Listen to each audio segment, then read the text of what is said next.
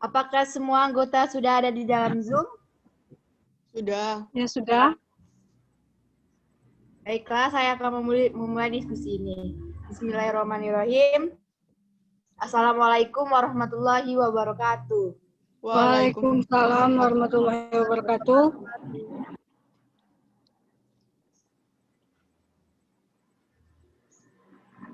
Perkenalkan, kami dari kelompok 5 akan menjelaskan tentang jejak filsafat pada pemikiran Diyarkara dan Ki Hajar Dewantara tentang pendidikan.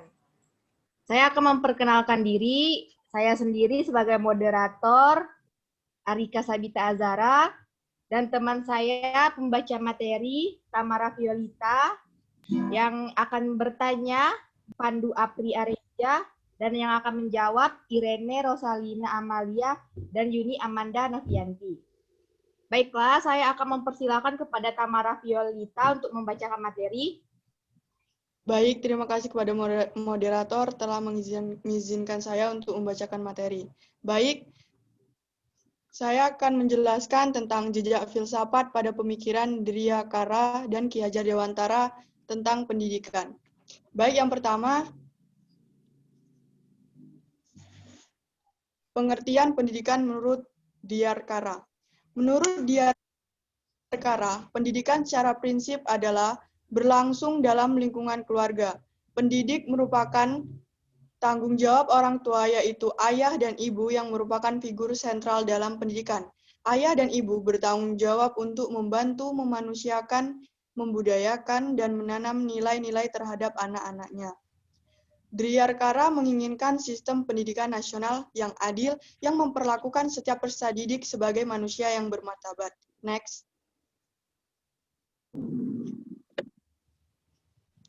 Diyarkara berpendapat pendidikan adalah fenomena fundamental atau asasi dalam kehidupan manusia. Kehidupan dan pendidikan merupakan dua konsep yang tidak dapat dipisahkan. Pendidikan bukan satu tindakan yang dapat dipisahkan dengan hidup bersama. Makna ini berbeda dengan kegiatan makan ataupun minum. Kegiatan mendidik tidak dapat dipahami lepas dari bersama dengan sesama. Diyarkara mengatakan, alam kegiatan pendidikan ada perbuatan-perbuatan dan hal-hal yang dengan sengaja atau tidak sengaja, disadari atau tidak disadari, memasukkan manusia ke dalam alam atau dunia manusia, menurut Sudiarja pada tahun 2006. Esensi pendidikan adalah membawa peserta didik ke arah hal-hal yang baik yang dilakukan oleh orang yang sudah dewasa atau orang tua. Next. Yang kedua, pengertian pendidikan menurut Ki Hajar Dewantara. Pendidikan menurut Ki Hajar Dewantara adalah tuntunan di dalam hidup tumbuhnya anak-anak. Artinya, menuntut segala kekuatan kodrat yang ada pada anak-anak itu, agar mereka sebagai manusia dan sebagai anggota masyarakat dapat mencapai keseluruhan dan kebahagiaan yang setinggi-tingginya. Kaum pendidikan hanya dapat menuntut tumbuhnya atau hidupnya kekuatan-kekuatan itu, agar dapat memperbaiki lakunya, bukan dasarnya hidup dan tumbuhnya. Hal ini dilogikakan dengan petani yang hakikatnya dan kewajibannya sama dengan seorang pendidik. Seorang petani hanya memperbaiki tanah, memelihara tanaman, memberikan pupuk dan air, memusnahkan ulat-ulat, atau jamur-jamur yang mengganggu hidupnya tanamannya. Petani dapat memperbaiki pertumbuhan tanamannya, tetapi tidak dapat mengubah kodrat iradat padi. Dalam hal ini, Ki Hajar menganut teori konvergensi terkait ada hubungan antara dasar atau faktor bawaan dengan keadaan lingkungan. Kedua faktor ini selalu tarik-menarik dan akhirnya menjadi satu. Next. Konsep pendidikan Ki Hajar Dewantara sangat menonjol pendidikan humanis. Hampir semua konsep pendidikannya berpusat pada manusia sebagai makhluk yang merdeka. Hakikat pendidikan adalah memerdekakan manusia, walaupun pada awalnya tujuan pendidikan bagi Ki Hajar terkait dengan nasionalisme, yaitu sebuah upaya mencerdaskan rakyat supaya memiliki kesadaran merdeka dari penjajahan Belanda, tetapi Kemerdekaan yang dimaksud Ki Hajar Dewantara adalah merdeka dalam arti luas. Hal ini tampak dalam pernyataan sebagai berikut. Mendidik anak itulah mendidik rakyat. Keadaan dalam hidup dan penghidupan kita pada zaman sekarang itulah buahnya pendidikan yang kita terima dari orang tua pada waktu kita masih kanak-kanak. Sebaliknya, anak-anak yang pada waktu itu kita didik kelak akan menjadi warga negara. Next. Yang selanjutnya ini filsafat yang memengaruhi pemikiran Diyarkara. Istilah humanisasi atau memanusiakan manusia muda merupakan rumusan filsafat pendidikan Diyarkara yang mengarah pada proses kesadaran untuk memanusiakan manusia. Humanisasi adalah proses pemanusiaan pada umumnya. Manusia berbeda dengan makhluk lainnya, seperti binatang ataupun tumbuhan. Manusia tidak akan sampai pada fase kemanusiawiannya tanpa pendidikan. Konsep Diyarkara ini sejalan dengan mazhab filsafat eksistensialisme. Filsafat eksistensialisme merupakan filsafat yang secara khusus mendeskripsikan eksistensis dan pengalaman manusia dengan metodologi fenomenologi atau cara manusia berada agar manusia menjadi dirinya sendiri dan mengalami individualitasnya. Next.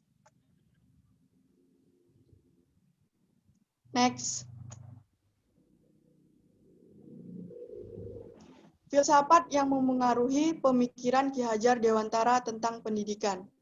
Pendidikan menurut Ki Hajar Dewantara adalah tuntunan di dalam hidup tumbuhnya anak-anak. Artinya, menuntut segala kekuatan kodrat yang ada pada anak-anak itu, agar mereka sebagai manusia dan sebagai anggota masyarakat dapat mencapai keseluruhan dan kebahagiaan yang setinggi-tingginya. Pada kata lain, dapat dikatakan bahwa kodrat alam merupakan batas perkembangan kepribadiannya. Konsep Ki Hajar Dewantara tentang pendidikan atas dasar kodrat alam disebut sebagai filsafat progresivisme atau dasar pengetahuan dan kepercayaan bahwa manusia itu mempunyai kemampuan yang wajar dan dapat menghadapi serta mengatasi masalah yang bersifat menekankan atau mengancam manusia itu sendiri. Next. Konsep Ki Hajar Dewantara selanjutnya adalah dasar kemerdekaan yang mengandung pengertian bahwa kemerdekaan adalah bebas untuk mendapat mengatur dirinya sendiri. Bebas bukan berarti dapat berbuat sekehendak hati atau bebas tanpa aturan-aturannya. Konsep ini selaras dengan filsafat progresivisme terhadap kebebasan untuk berpikir bagi anak didik, karena merupakan motor penggerak dalam usahanya mengalami kemajuan dalam progresif dan anak-anak diberikan kebebasan berpikir untuk mengembangkan bakat, kemampuan, dan kreativitas pada dirinya tanpa bergantung pada orang lain. Baiklah, itu tadi materi diskusi pada hari ini. Saya kembalikan kepada moderator. Ya, terima kasih untuk Tamara Violita telah membacakan materi kelompok 5. Sekarang saya akan ke sesi tanya-jawab, yaitu yang akan bertanya Pandu Apri Areja. Kepada Pandu Apri, saya persilahkan untuk bertanya. Baiklah, dari penjelasan dari Pio tadi, saya memiliki 3 poin yang ingin saya tanyakan. Yang pertama, dari pandangan kedua tokoh, Diyarkara dan Ki Hajar Dewantara, apa perbedaan yang mendasar dari pemikiran kedua tokoh tentang pendidikan? Kembali ke moderator. Ya, apakah pertanyaan dari Pandu Apri tadi sudah jelas kepada para yang menjawab? Ya, sudah. Pertanyaan poin pertama yang akan menjawab adalah Yuni Amanda Novianti. Kepada Yuni Amanda Novianti, saya persilahkan untuk menjawab pertanyaan poin pertama.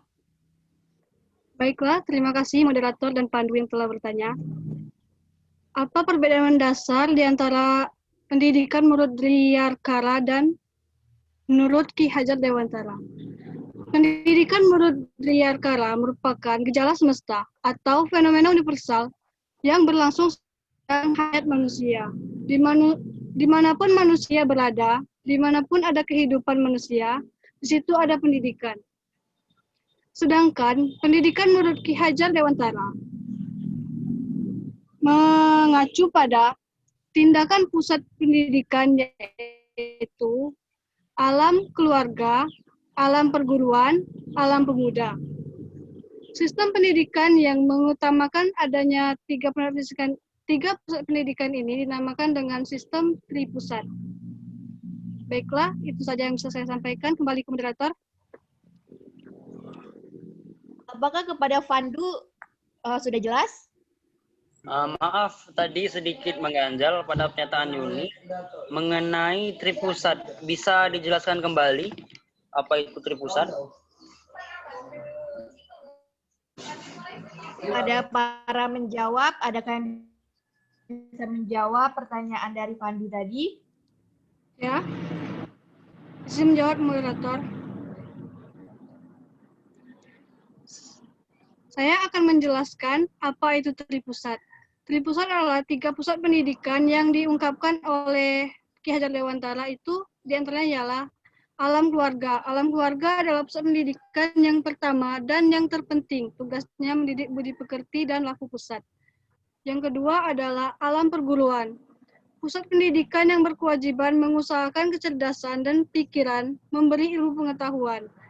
Dan yang ketiga, alam pemuda, membantu pendidikan yang baik menuju kepada kecerdasan jiwa maupun budi pekerti. Itulah sistem tripusat yang dikemukakan oleh Ki Hajar Dewantara. Kembali ke moderator. Terima kasih kepada Yuni Amanda. Apakah sudah jelas kepada Pandu? Jelas. Saya lanjut ke poin kedua.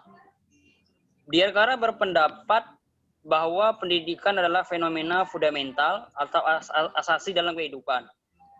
Dan dia mengatakan bahwa kehidupan dan pendidikan merupakan dua konsep yang tidak dapat dipisahkan. Yang saya tanyakan adalah kenapa kehidupan dan pendidikan merupakan kedua konsep yang tidak dapat dipisahkan. Terima kasih. Balik ke moderator. Terima kasih kepada Pandu. Saya persilakan untuk para yang menjawab pertanyaan dari Pandu tadi. Baik, izin menjawab moderator. Dari pertanyaan yang saya tangkap tadi, kenapa kehidupan dan pendidikan merupakan dua konsep yang tidak dapat dipisahkan? Seperti yang kita ketahui, pendidikan dan kehidupan adalah dua konsep yang tidak dapat dipisahkan, karena di setiap aktivitas yang dijalani oleh manusia, di situ pasti ada pendidikan yang didapat dan bisa menjadikan manusia itu lebih dituntut untuk berpikir dan mencari sesuatu jalan yang bisa membuat hidupnya itu nyaman, tenang, dan bahagia. Pendidikan dan kehidupan akan terhenti seiring berkembangnya pendidikan dan kehidupan akan berjalan seiring berkembangnya manusia dan akan terus saling melengkapi sampai terhentinya semua kejadian yang membuat pendidikan dan kehidupan itu ada, yaitu umur yang menjadi pengukur kehidupan dan pendidikan manusia. Mungkin itu saja. Kembali ke moderator.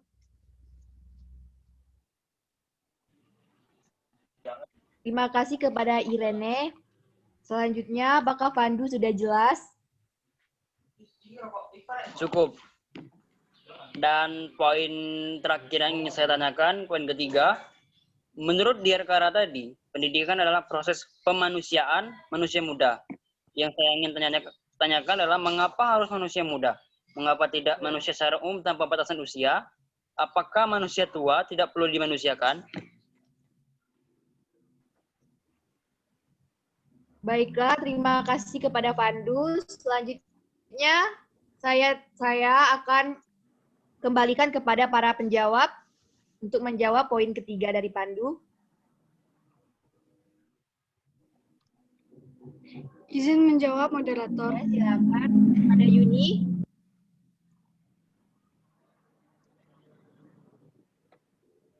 Menurut Diyarkara, Pendidikan adalah proses memanusiakan manusia muda. Mengapa harus manusia muda? Karena pendidikan dipandang sebagai komunikasi eksistensial manusiawi yang autentik kepada manusia muda, supaya dimiliki, dilanjutkan, dan disempurnakan. Pendidikan juga dikaitkan dengan pembimbingan manusia muda oleh manusia dewasa. Dan juga bukannya hanya manusia muda yang perlu dimanusiakan, sedangkan manusia dewasa tidak. Manusia dewasa dianggap sudah banyak pengetahuan dan pengalaman di kehidupannya, sehingga merekalah yang bertugas untuk menyalurkan pengetahuan dan pengalamannya itu kepada manusia-manusia muda. Itu saja yang bisa saya sampaikan. Saya kembalikan ke moderator. Terima kasih kepada Yuni Amanda. Apakah Pandu sudah jelas atas jawaban dari pertanyaan tadi? Cukup jelas. Terima kasih. Apakah ingin yang ada ditanya lagi? Tidak lagi. Sudah cukup? Cukup. Ya. Terima kasih kepada Pandu dan Yuni dan Iren. Dan saya akan menutup diskusi kali ini. Jadi, dari penjelasan di atas dapat disimpulkan bahwa menurut Diyarkara, pendidikan secara prinsip adalah berlangsung dalam lingkungan keluarga. Pendidikan merupakan tanggung jawab orang tua, yaitu ayah dan ibu yang merupakan figur sentral dalam pendidikan. Ayah dan ibu bertanggung jawab untuk membantu memanusiakan, membudayakan, dan menanam nilai-nilai terhadap anak-anaknya. Istilah hominisasi dan humanisasi atau memanusiakan manusia muda merupakan rumusan filsafat pendidikan Diyarkara yang mengarah pada proses kesadaran untuk memanusiakan manusia. Konsep Diyarkara ini sejalan dengan mazhab filsafat eksistensialisme. Filsafat eksistensialisme merupakan filsafat yang secara khusus mendeskripsikan eksistensi dan pengalaman manusia dengan metodologi fenomenologi atau cara manusia berada agar manusia menjadi dirinya sendiri dan mengalami individualitasnya. Pendidikan menurut Ki Hajar Dewantara adalah tuntunan di dalam hidup tumbuhnya anak-anak, yaitu artinya menuntun segala kekuatan kodrat yang ada pada anak-anak itu agar mereka menjadi manusia dan sebagai anggota masyarakat dapat mencapai keseluruhan dan kebahagiaan yang setinggi-tingginya. Konsep Ki Hajar Dewantara ini tentang pendidikan atas dasar kodrat alam disebut sebagai filsafat progresivisme atas dasar pengetahuan dan kepercayaan bahwa manusia itu mempunyai kemampuan yang wajar dan menghadapi serta mengatasi masalah yang bersifat menekankan atau mengancam manusia itu sendiri. Jadi itulah kesimpulan dari diskusi yang kami lakukan pada hari ini. Jadi